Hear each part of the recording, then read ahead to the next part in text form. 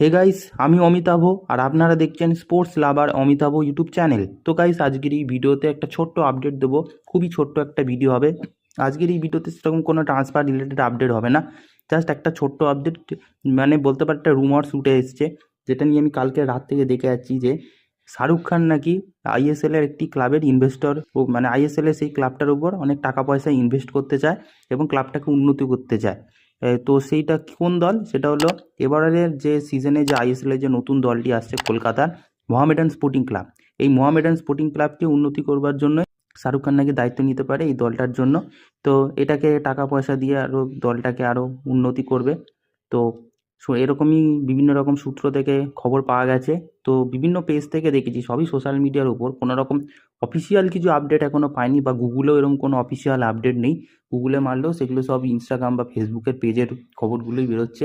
তো এই নিয়ে এখনও পর্যন্ত কিন্তু কোনো রকম অফিসিয়াল আপডেট নেই যে শাহরুখ খান আইএসএল এর কোনো ক্লাবের ইনভেস্টর হতে যাচ্ছে, স্পেশালি মোহামেডান স্পোর্টিং ক্লাবের যে ইনভেস্টর হচ্ছে। এই যে নিউজটা বেরিয়েছে, এটা নিয়ে কিন্তু গুগলে সেরকম কোনো আর্টিকেল পাবলিশ হয়নি। জানি না এটা কতটা সত্য, বাট কিছু হয়তো ঘটেছে বলেই কাল রাত থেকে সোশ্যাল মিডিয়ার বিভিন্ন রকম পেজ থেকে পাওয়া গেছে যে শাহরুখ খান নাকি এরপর মোহামেডান স্পোর্টিং ক্লাবে ইনভেস্ট করতে চলেছে।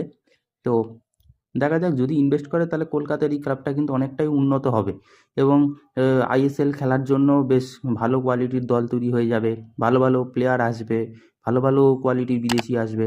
তো এক প্রকারের যদি শাহরুখ খানের হাতে যদি থাকে, শাহরুখ খানের মতো যদি রিচেস্ট মানুষের হাতে যদি এই দলটা পড়ে যায়, তাহলে কিন্তু আইএসএল এর আরও একটা ভালো কোয়ালিটির দল কিন্তু দেখতে পাবো।